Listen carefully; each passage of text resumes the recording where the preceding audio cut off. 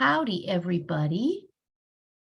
Welcome to another edition of the Tuesday afternoon show, Academic Catch-Up. Let's see, I want to start my slideshow. I am Jenny Schenker. I think I know most of you on the line today from the MCCA, handling this program, the programmatic aspects of this program for the MCCA. I know that my colleague Kathy Taskey was planning to join this webinar, and she's handling the financial aspects of the program. So together we will get her done.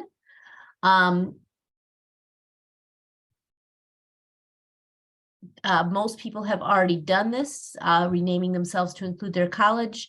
Also, please, say hi in the chat, add your name, college, and role, because that helps us to see who has actually been there at these workshops.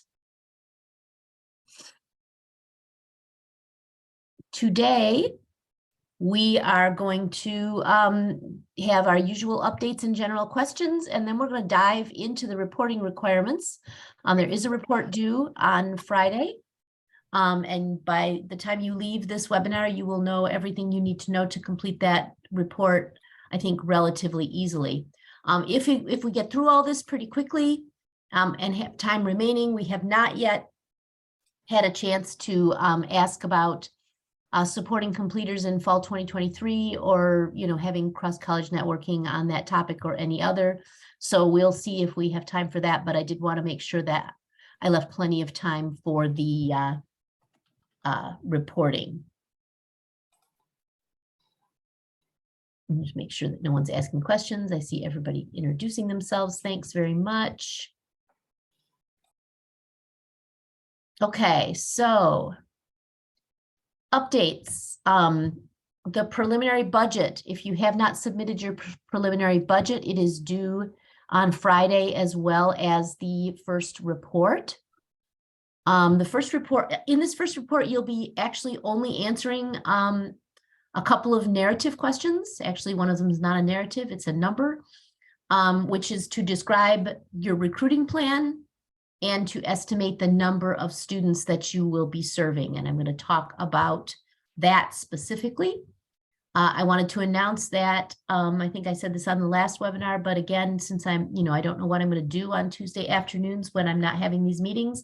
So I have scheduled a number of office hours for this program that you can join on Tuesday afternoons from 4 to 5. The dates are on the website. The office hours will start next week, and they'll be every couple of weeks, with kind of adjustments based on my schedule and holidays and things like that, through early July. And then we'll have we'll pause, and then we'll see if we need to reinstate that. And who has questions that are not related to the report or to the budget at this moment?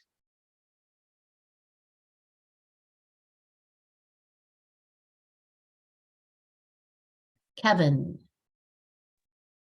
Yeah, and I'm sure this has probably been covered, and we just want to make sure that we're doing this correctly. Have we arrived at a clear definition of what an incoming student is? We know that it doesn't have the same age limitations, but there's been some confusion about that at our college and within our team. So I wanted to put it out there. So things that have generally been determined about incoming students are that they should be students who are coming to your college for the first time. They should be students who have not completed a college level math or English at your college or at another college. They should not be students who are still in high school, so who will not have graduated from high school by the end of 2023, by the class of 2023. So students who will graduate next year, who are juniors now looking to take dual enrollment, not eligible. the student graduating from another state, moving back from Michigan, I don't see why they would not be eligible to participate if they do live here in Michigan. What if they have attempted a college course but not completed it? You mean they enrolled in one course and dropped it? I think that is probably okay. As long as they're not, I mean, Sharon, unmute and tell me more about what your question is. Do you have a specific instance? Sure, yes. So I have been working with one of our faculty, who's also a high school teacher. And she was mentioning that there were some students that she's working with that attempted college, but took a pause and dropped out of and/or withdrew from their classes, so they didn't receive a grade. And they could be good candidates for something like this, but I wanted to just make sure that this was something that they would qualify for. So if they're not still in high school, did they drop the courses while for dual enrollment, or were they already high school graduates? They're high school graduates. You know, I don't see why not. Specifically, I think I'm inclined to err on the side of permissiveness. So I would say yes. I mean, you know, that would be the same situation that some Reconnect students might be in. So yes. Okay, thank you. And I do have one more quick question. And is there anything that we need to consider for international students that are in high school that are graduating high school, and would they qualify for this program as well? The students, the legislation specifies that the students would be enrolling in college in the fall semester. If they are returning, if they're going to be in college internationally, I would say that's a question. I don't feel so great about that. I might pass that on to Brandy. Let me just take a quick look at the legislative language here.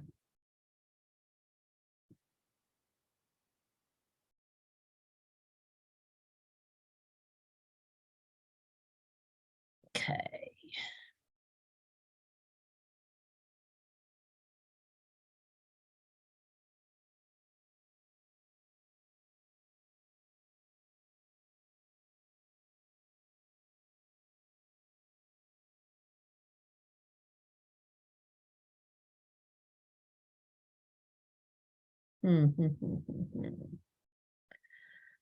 Let me ask that. Let me put that on a list of questions to ask, because I don't know how to answer that one exactly. Are they planning to go to college in Michigan? Yes. Well, and they're living in Michigan, they have a Michigan address, they'd be eligible to enroll in your college. Right, yeah. So we're assuming that, yeah, they can enroll in the college. It's just, I didn't know if we need to consider anything for them to be a part of this program. Right. I'll ask and get back and post it on the frequently asked questions. Sounds Sorry. good, thank you. Okay. Hey, Jenny. Yeah. Yeah, so I was wondering, we have a dual enroll program here where students actually go to school for the 13th year and they haven't taken their last class yet to graduate, but they're taking the majority of the GRCC classes here on campus. Would you have an issue, or would the system have an issue with those students being part of the program? I mean, think the students have not graduated from high school, that we are saying that's kind of a hard line. They need to have graduated Okay. from high school. All right. Okay. Got it. And my brother John says he knows you. John Selman says he knows you. I know he does, and you guys, I figured out that you guys were brothers. Yes, tell him I said hi. Yeah, he told me to make sure I said hello to you. Okay, tell him Yeah. I said hi back. Yes. Yeah, I will do that. Katie, I don't see why you can't mark it. Okay, that I'm gonna have to ask about that one as well. If they're gonna enroll in your college, but they're from Indiana. Let me put that out to Brandy as well, okay?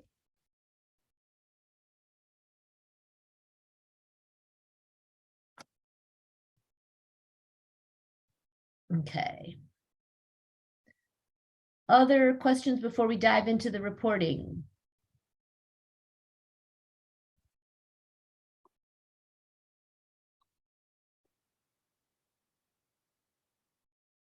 Okay, not seeing or hearing. Oops, I went too far.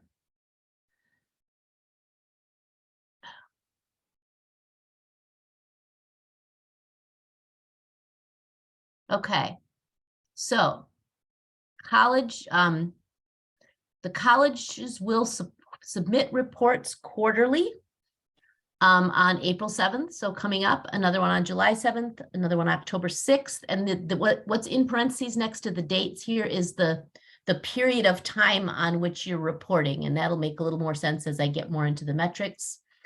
And the final report will be due on January 5th.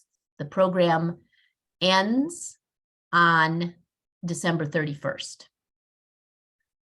So the report, every report's going to include one or more narrative questions that that MCCA will include in order to try to understand what's going on a little bit better in the programs.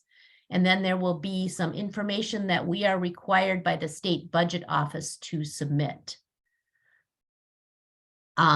So number and type of classes, enrollment and participant demographics, number and Pell status of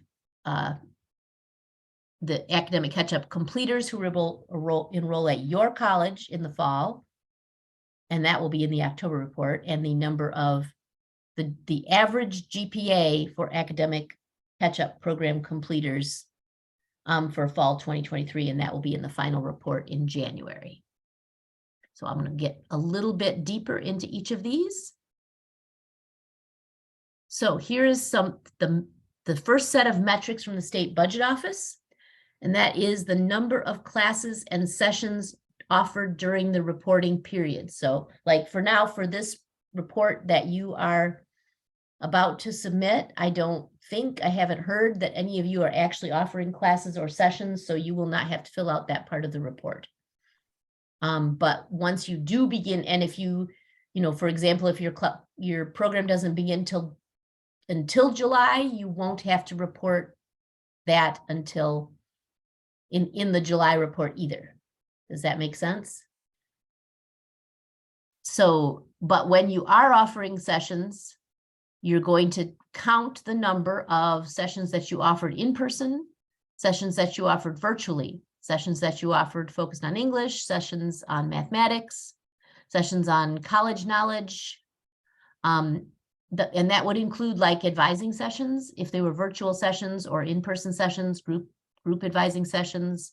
All of those would kind of fall under the umbrella of college knowledge or career exploration, depending on what the advising session was focused on. Or if you are offering any sessions on something else, for instance, if you have field trips, other kinds of, you know, sort of more fun activities, or if you're doing a presentation on a different subject, that's other. So you're counting those, it's just numbers.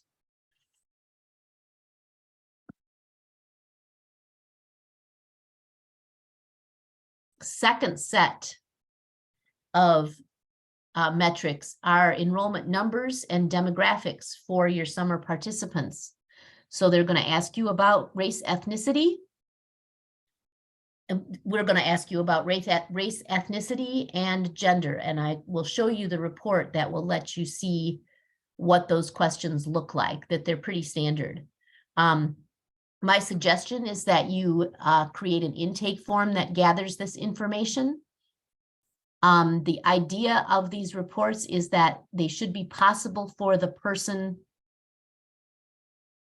to the person who's running the program to include, you know, to do the report by themselves without any support from institutional research, except maybe when you get to the part about, you know, when we get to the October and January reports. John, I'm sorry that, you know, that I think that the MOU did indicate that there were going to be demographic metrics included. Hopefully you'll be able to gather those from your students when they enroll.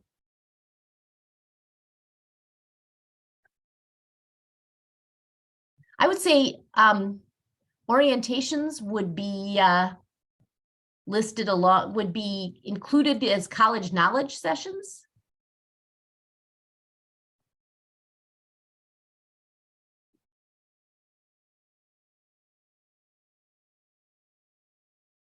And again, I mean, if you're, you know, if you, you're not required to gather this information on your intake form, but you might want to gather it on the first day that the students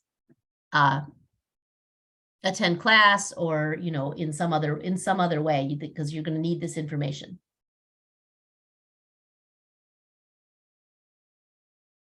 So including the in questions on the intake form is a suggestion to make it easier. If you are already recruiting students and you are not collecting this information, there are other ways that you can collect it, I think.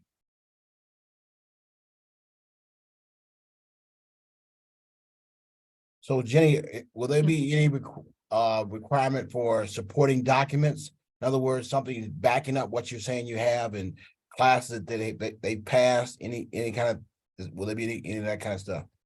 So no, there will not. Okay. All right. There is no required, you know, you will define at the end of the program, you know, for your program, what is a completer. Right. So moving on to this idea in the October 6th report, that you will be, I'll get to your question in just a second, Stephen. You will be recording what completers enrolled at your college. Mhm. And so you'll have to define what a completer is. Stephen says we are offering hybrid courses with some online and some in-person formats for the same course. How to record that? You know what I would do? I mean, if they are, I would just count each session. So if you're offering it both in person and virtual, count both. Does that make sense? Mhm.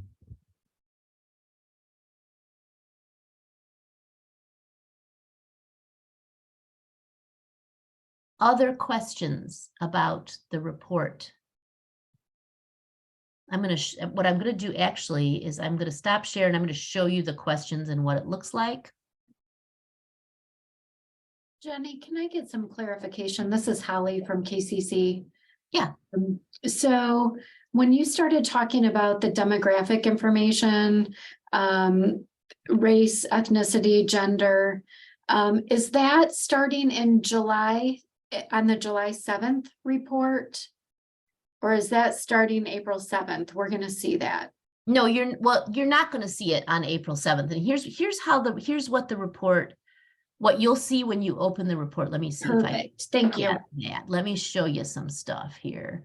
Where is my, okay, I'll just go with this PDF for the moment. So you can see a PDF of the report questions.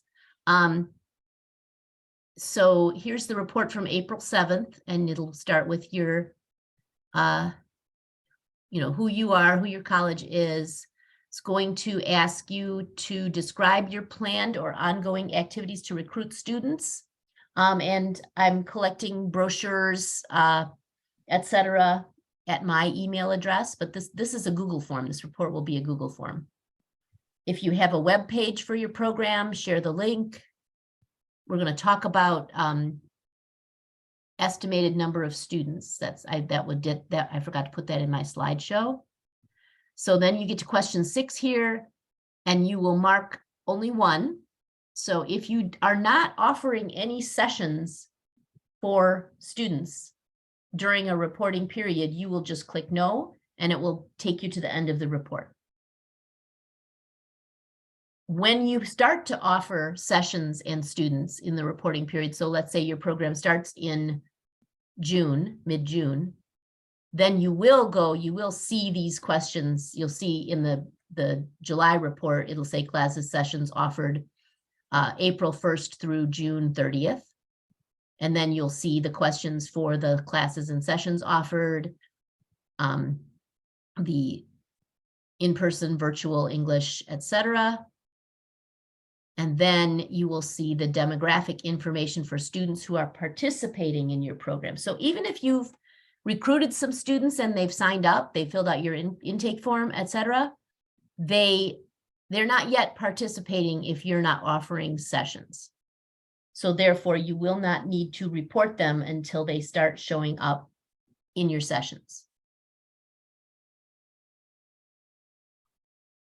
So this is these are the, and if you check your, I think if you check your MOU, you'll see this too. You'll also will be sending the report out with this PDF linked to it, a link to the Google form and some more information either later this afternoon or most probably early tomorrow morning to everybody on who is listed as the main contact for your program.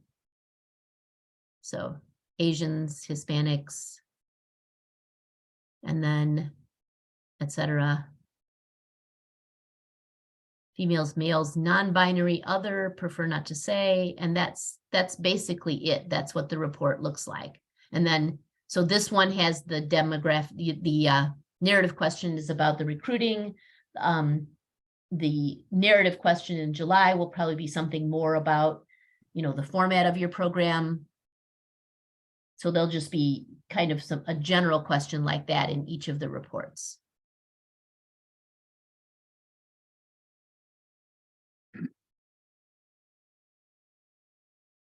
Jenny, I'm a little confused about the demographic information. We're in the same situation as John in that we've already done our intake form and haven't put any of these categories down there. So it looks like, particularly in those sessions that being asked operating virtually and everything, we're going to have the instructors contact the students and ask these questions of all of them.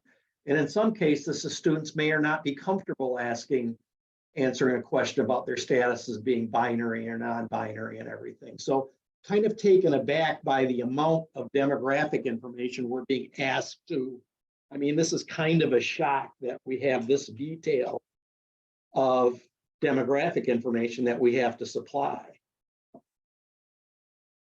These are the requirements from the state budget office. I don't know what to tell you. My suggestion would be to do Discuss it. this previously, did we? I think it's on the MOU. I just read the MOU and there's nothing in there about it. Really? About what, it just says demographic information? It restates the requirements for the program, but it doesn't say anything about reporting demographic metrics. It doesn't, huh? Okay. Well, I apologize. I thought that we had put those on there, but these are the metrics from the state budget office. I do believe, Jenny, when you scrolled down, I think there was a line for Oh, I do see, I do now, I information. apologize, I do see a line that does say demographics. It doesn't specify what demographics, but that does say that, so I do apologize, I just Yeah, saw that. okay, all right. Yeah, number who prefer not to say, like you have that option in there. Under gender, I don't know, Jenny, was that option also under ethnicity as well?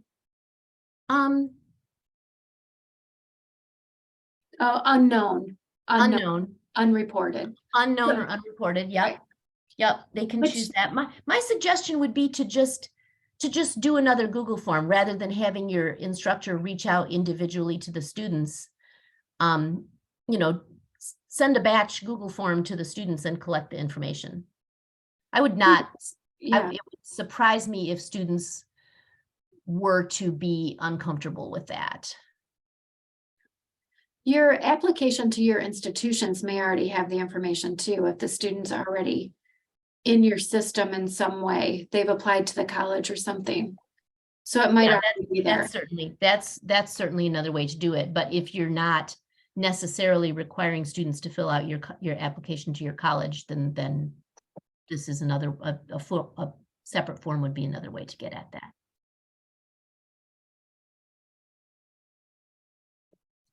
Jenny, Yes?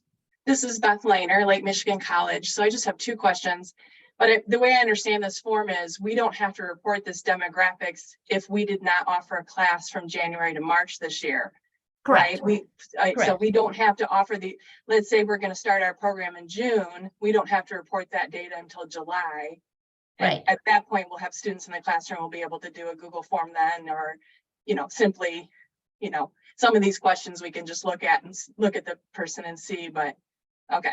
Yes. My second question is the number of sessions offered for English and math. We're planning to offer a 5-week session from June to July. And within that, it's 18 days because we're taking a couple days off for the July 4th holiday. And within that, we have a 4-hour program. And so they'll have breakfast, college knowledge, math, English, where we're breaking them into parts. And then we're going to have career exploration and admissions and financial aid. So since that's 18 days and every day we're offering each of those, would that be 18 sessions of college knowledge, 18 sessions of math? Okay, because it's really only one program that we're offering. Yeah, no, yep. I mean, and this is again, the state budget office reporting requirements. They didn't, they're asking for that. So yeah, I would say 18 days. If you have all of them on every day, then you had 18 of each of them. Okay, all right, thank you. Yes, so let me go back to my chat here, and then I see someone has a raised hand. So I'll go to that. Let me do the chat and then I'll come back. Lola, the Google form will be sent to the individual who is on the list as the one who filled out the application and originally received the MOU. But if that person is not available or that person has changed, just let me know and I can send a link to somebody else. Okay, thank you. I just wanted to confirm. Yep. That And answers my then question. second, Katie Hannah is asking, can we gather this information for our institutional research? Only if you've put the students in your system, you can, yes. If they're in your system and you can get that from institutional research, sure. If you are not putting these students in your system for whatever reason, then you won't be able to get the information from institutional research.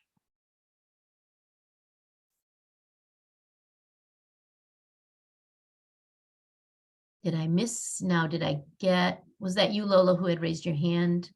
Or did I have another hand raised? Yes, it was mine, but you answered my okay. question. Thank you. Okay, great. Any other questions?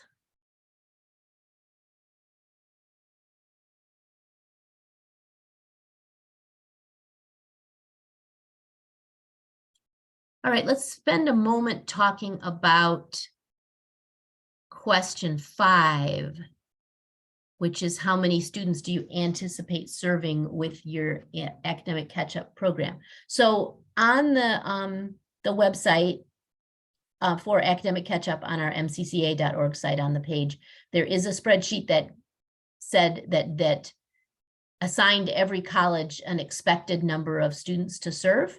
And that was the basis for our budget calculations for the per student allocation. This number that you put on this report in April particularly is an estimate, because I know that you don't all have your students enrolled yet. You may, in some cases, people have not started recruiting. I know some of you may have, so you may have a stronger idea now. This number, we will then release funds for 70% of the per student allocation for the number that you put on this answer on number 5.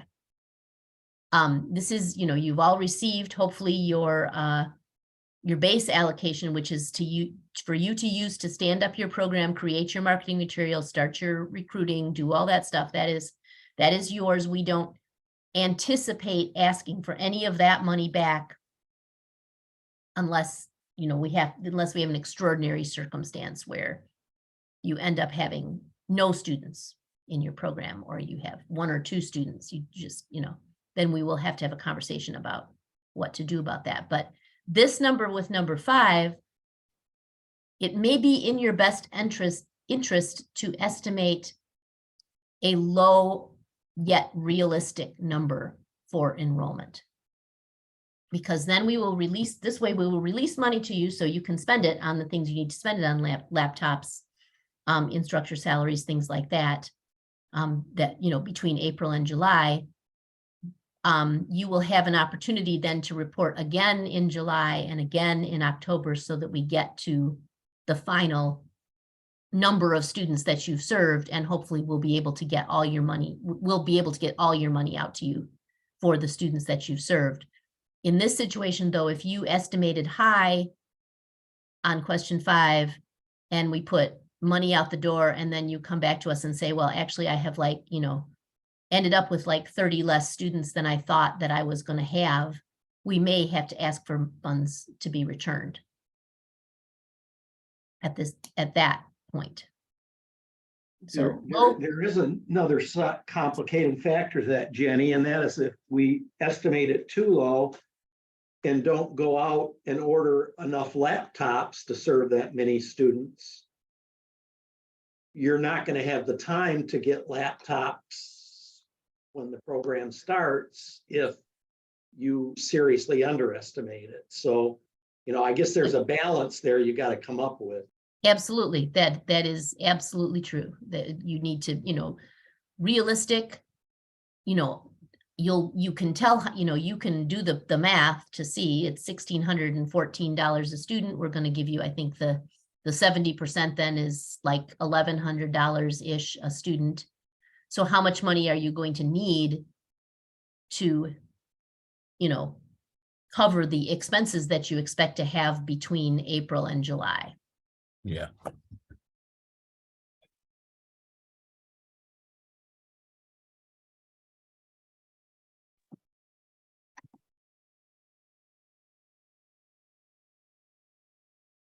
Jenny, just one thing is Yeah. that here in Grand Rapids, this is, well, I guess it's in Michigan period. This is just a terrible week because it's spring break and most of the kids are gone, families are gone. And so we're just now starting to publicize this really heavily.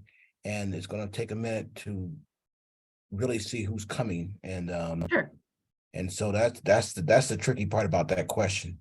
Mhm. It makes me kind of nervous. So No, I completely understand. And I Yeah. think that's, I get the challenge. I think that, remembering that you will be able to adjust that number in July. yep, got it. I'm It's wondering, not a do or die. This is not the final number. Just Okay. like with the preliminary budget, does not have to be your final budget. That's an estimate of what you expect. Right. Jenny, I have a question. Mhm. I was just kind of curious if a few colleges could maybe share what number, not the number, but the percentage of their number. I think we sort of did that in one meeting and it was very helpful to us. For instance, our projected number by the state is 83. Historically, we've run summer programs and have not had a good turnout. And so we're going to say, we're going to give 40 as our estimate, half of the 83. And we kind of think we might get 20. So, we think if we get 20 and 40 is our number, hopefully, and you're only giving us 75% of the money to begin with, that shouldn't be too bad. Is our thinking in line with what other colleges, and I know everybody's in a different space and state. We just started, we just went online with it and live, and we have one student, but who knows? We didn't expect a lot. We think most of them will come late May, early June. But if other schools could maybe give an idea of what they're thinking percentage wise, that would be helpful. NMC is thinking about 1/3. Okay, thank you. 1/3 seems to be resonating.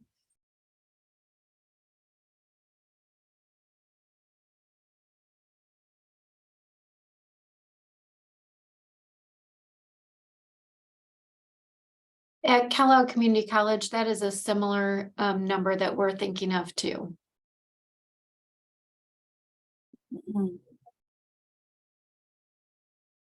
Jenny, Go hi, ahead. this is Amy. I'm watching all the percentages come in and I feel like I know the answer to this question, but I'm questioning myself right now.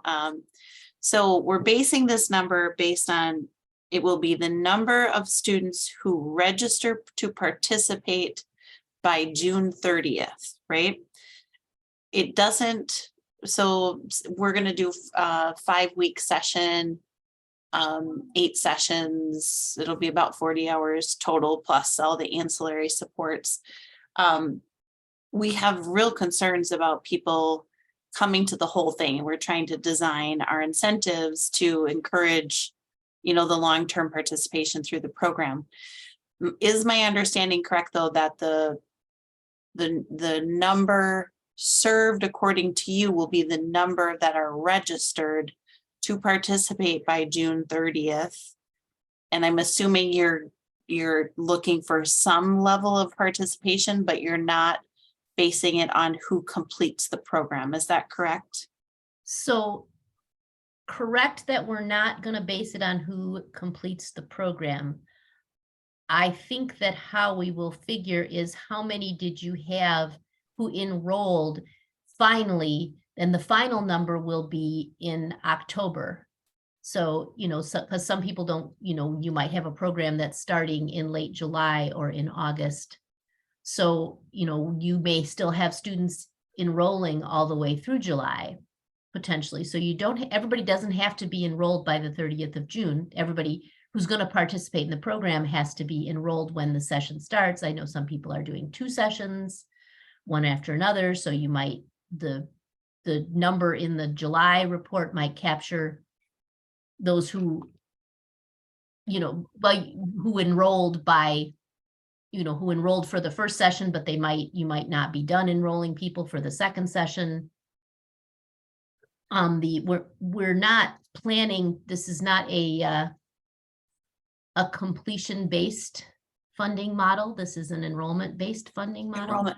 That's really what I was asking, Jenny, is I know we're working really hard to figure out how we can get them to do the whole thing.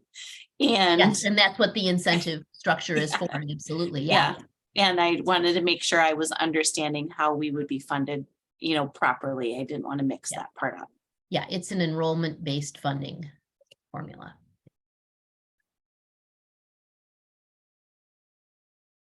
So Oh, you just muted yourself, Dave.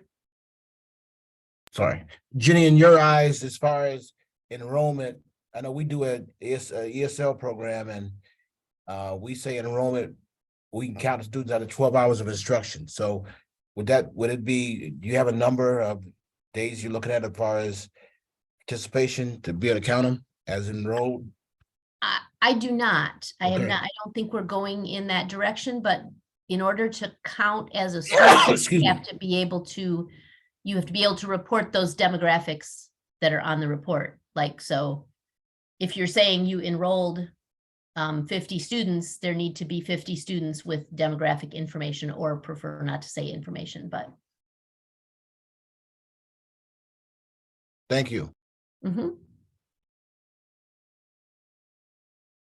Thank you to those who are putting the information in about how they're estimating their numbers to serve. We're of course hoping for, a bumper crop, and hopefully you're going to be using your time between now and when everyone graduates from high school by reaching out to counselors, scheduling info sessions, all of those good things that we talked about in the last meeting. You still have a good period of time to recruit students between now and when high school is over. Jenny, you had mentioned about a preliminary budget that we're supposed to send in. Yep. Was a form that was sent? that I Yep. missed? It came with the MOU, but I'm going to send it again because we Okay. haven't gotten very many back, and we did say they're not due until April 7th. So. Great, thank you. Mhm.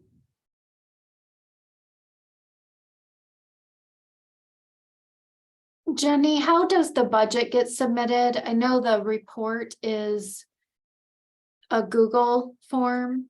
Yeah, I'm with the email that will have the link to the Google form that you'll get tomorrow morning. You will also get a copy of the budget template. It did come out with the MOU, but I'll just send another copy. And that will go back to Kathy. Can you tell me Kathy's name? Kathy Taskey. Thank you. Yes, in our office at MCCA. Her email address will also be on the message. Thank you. You can also send it to me and I can get it to her if you misplace Okay, it. thank you.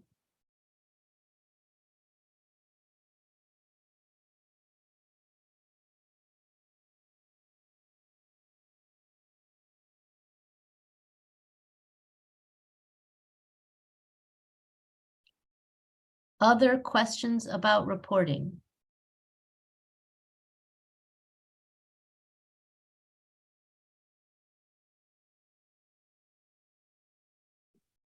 I have a question for the group. We've been looking at costs for food, and that seems like after technology and staff it will be one of the most expensive things. Is it a big portion of the budget for most programs? I would say yes. Okay, like lots of money, like $20,000 or more, something like that? Lena, you have any idea what we spent last year on food? So that's always gonna be based on basically in your basically campus and how it is structured. We actually met with the dining that we offer here at UCC, and we estimated a cost of $9 per person per day. And that was basically the estimation. And that's kind of what we agreed on, so that way we can have something established for future summer programs. And that was the plan, something that we worked together with them. So at least I would suggest either doing that if you have a dining services in your campuses, because that would definitely help you save a lot of money. By you going sometimes off campus, it will destroy your budget like 100%, but it's easily technology. What is the staffing? Technology and laptops are gonna destroy your budget. That's gonna be 80% of everything. So. We do not have campus dining, so we're looking at other options. But with the length of our program, we need a breakfast and a lunch, or we'll have very unhappy students. So, but I just wanted to make sure that was in line with what other people were seeing as well. Hey, Thank you. Holly, Mhm. Holly, just something for your to think about is that unless you are doing after instruction event, you may not want to feed them lunch that day. You may want to just go with just breakfast that day. Because that's what we do. If we're not keeping them for afternoon activity, we don't provide lunch. So maybe go with snacks instead or Yeah. something like that. But Thank you. Our program is structured with a college success seminar class, lunch, and then alternating math and English workshops. So we will Okay. have them every. But thank you. Okay. I hope that helps. So NMC does have on-campus dining, and we estimate $9 for breakfast and $12 for lunch for each student. So, and we are not planning lunch for every day. We're thinking more like once a week, because we'll then have an afternoon activity. But so that's what we're estimating. And so I think our total cost we're estimating 40 students, 2 cohorts of 20. So our total is about $6,000.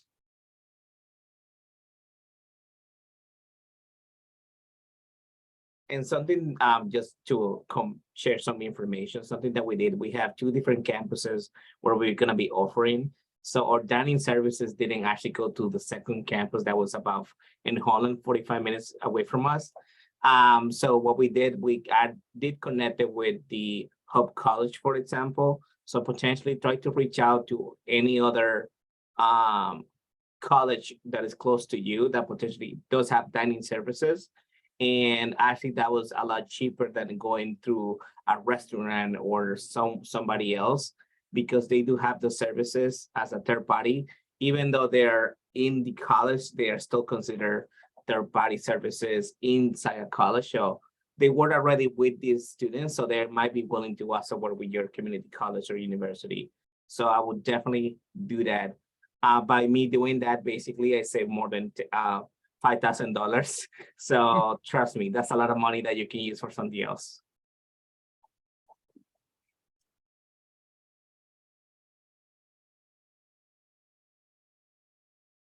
Thank you all. Any other general questions for the group?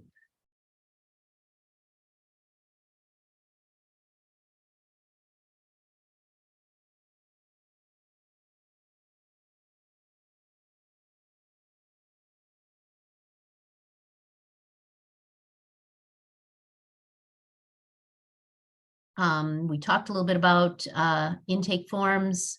The other thing is to make sure, you might want to find a way, if you have not already, to flag the students who complete the program, because you will have to report on them if they enroll at your college. So you need to know, if they came into your academic catch-up program and they then enroll in the fall and they completed the program, you'll want to know that, because we'll be asking for you to report on those students.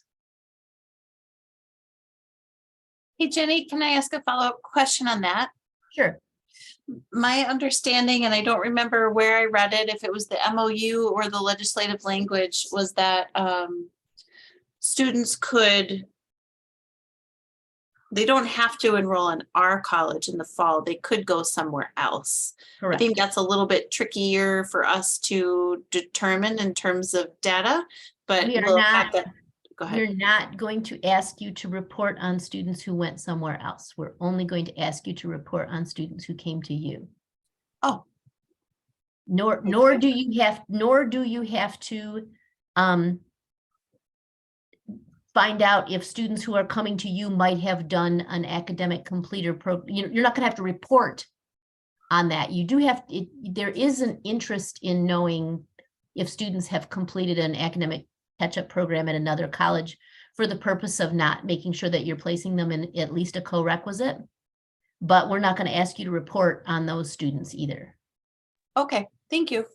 It's you to you that are the reporting numbers. If the state, I think if the state wants to know more about students who completed academic catch-up programs, we can look for them in the National Student Clearinghouse data. Okay, thank you. So I know we're going to be recruiting students, incoming students. We're working with advisors at Central Michigan University. If they have incoming students who fit this population, we are going to be recruiting those students. So, we're not expecting those students to come to us in the fall. But, Right. Certain. So, yeah, that's one of our target populations. So.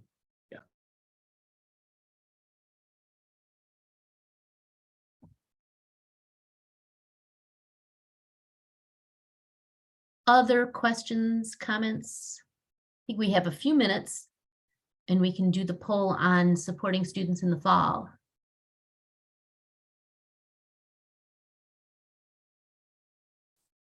I'm going to launch the poll. Let's see. So is this just this is a conversation starter poll really, but at least it'll give you a chance to look.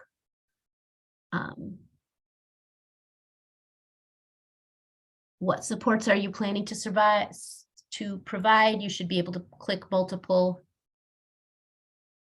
These are for students who complete your program and enroll in the fall.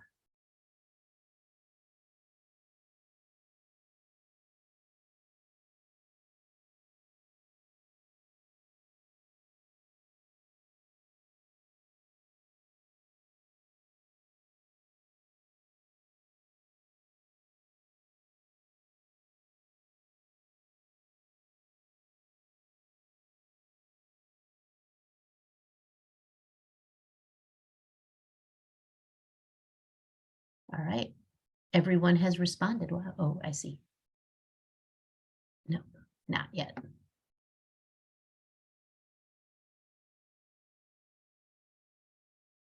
Sorry, only 57% of you have responded. I was confused.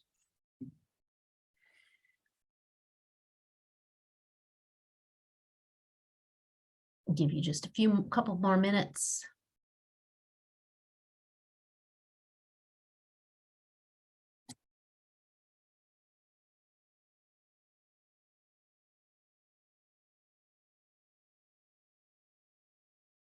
Okay.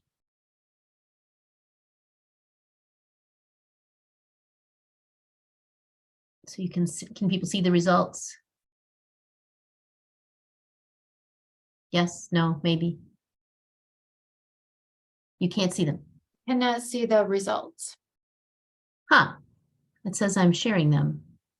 Oh, if I go I can down see it. to the Oh, poll you button and click on click poll, it. you could be able to see it. Yeah, okay. I can see There it. we go. Now we can. Okay, cool.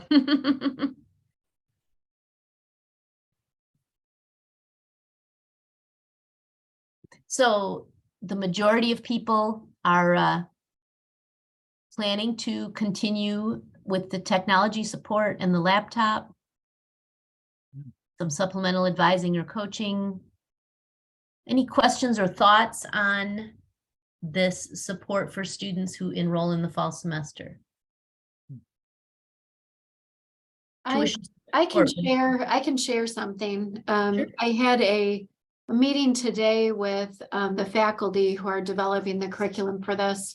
And they were talking about and asking, could we conceptually provide an incentive for the students, like a scholarship to enroll in the fall semester, specifically in a service learning 200 course that we could conceivably have the cohort continue into that class. And we can't really require them to sign up for it, but if we give them scholarship funding to register for that specific class, that would be a way to continue the cohort and also give them a scholarship for incentivizing that. So we haven't gotten any further than, hey, that would be a great idea, but that's something that we're thinking about. That's a good idea. I think that sounds really interesting. I had somebody else, I think Steven Siciliano, was talking about offering scholarships for the fall. What my answer has been in terms of offering things in the fall as incentives for students is to remember that, like, if you're in a situation, because the program is supposed to be open to students who aren't coming to your college, you need to be able to offer something that would be attractive to those people also. And I think it's okay to say, hey, if you're coming to Kellogg, you have this opportunity, but if you're not coming to Kellogg, we're going to give you, a $100 gift card for a book for your textbooks or something instead. Yeah. Thanks, Jenny. Yeah, similar, Holly, and if you're already providing most of those services, then it's not required that you continue to support the students in the fall. It's just might be desirable, depending on the situation that you find yourself in, how many students there are, if you have built a cohort as Holly did.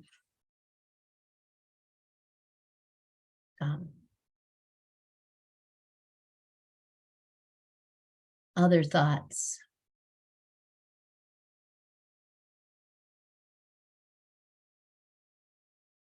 I have a question related Yes. to a thought is if we continue to provide those supports, our hope is that we'll introduce students to these services and they'll realize how wonderful they are and they'll continue to utilize them in the fall, which would increase our demand for tutoring services and use of our Jayhawk Hub. So, but how would we quantify that if we have funding that we would like to apply to increasing those services for fall semester to support those students? That's a really good question, and we'll put our heads together and try to figure it out. I think we'll try to do it as simple as possible.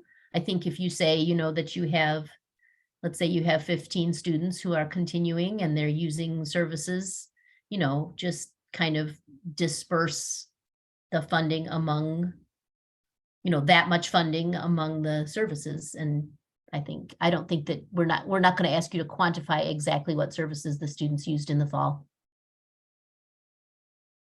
So hopefully we can make it fairly simple for you. I know here at Mid, we're hoping that any funds that aren't expended during the summer will simply be put into additional tutoring support to our tutor, our writing center, our math lab, and other tutoring, as well as food pantry for food assistance, things like that. We want to make sure we use the money for our students and not just put it back and claim it for overhead.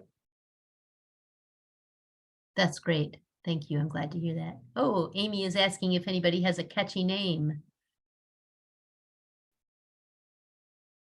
Our name is Kellogg Kickstart. That's catchy too. Ours is Red Hawks Rise, because we're hoping to elevate them. Very nice. College kickoff, college now. as opposed to college later. Roadrunner ready.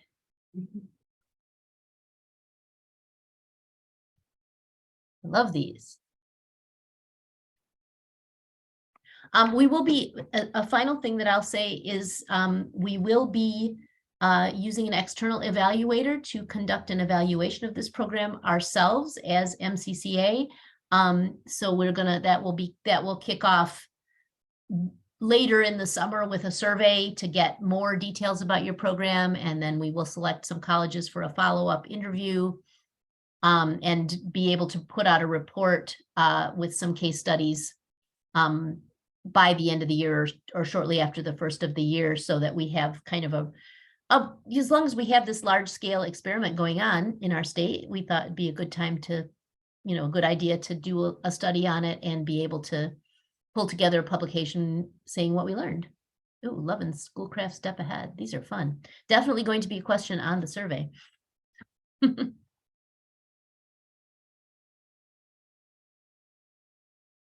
We have 2 minutes left. Anybody have any last question that you would like to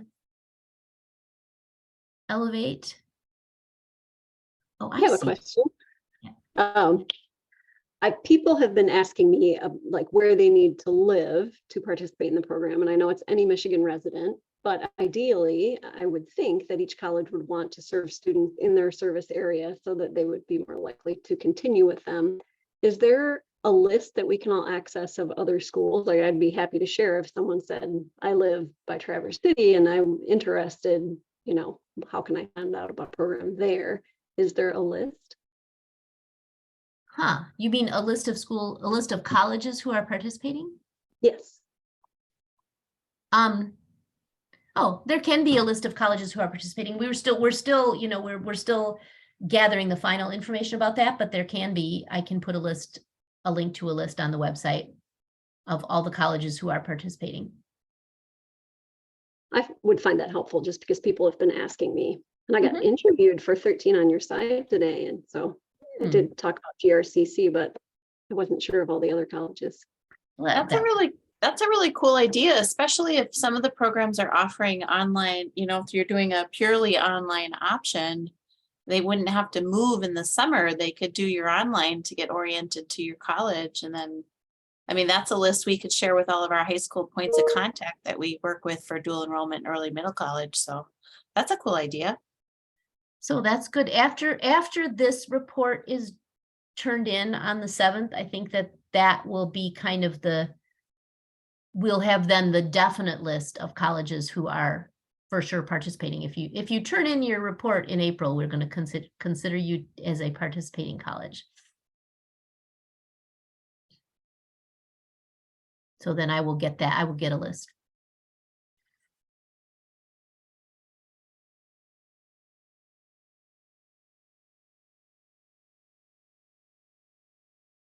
All right. It is straight up 5 o'clock. Thank you all. This has been a fun series of workshops. Appreciate everyone's attendance and contributions. Hope to see you guys at office hours as you have more questions. And of course, if you have a question and you want to just shoot it to me by email or give me a call, please feel free to do that as you have been, but wanted to make office hours available in case we have more, if we have a few colleges, you can continue talking to each other during those times. So thank you all. Have a good afternoon.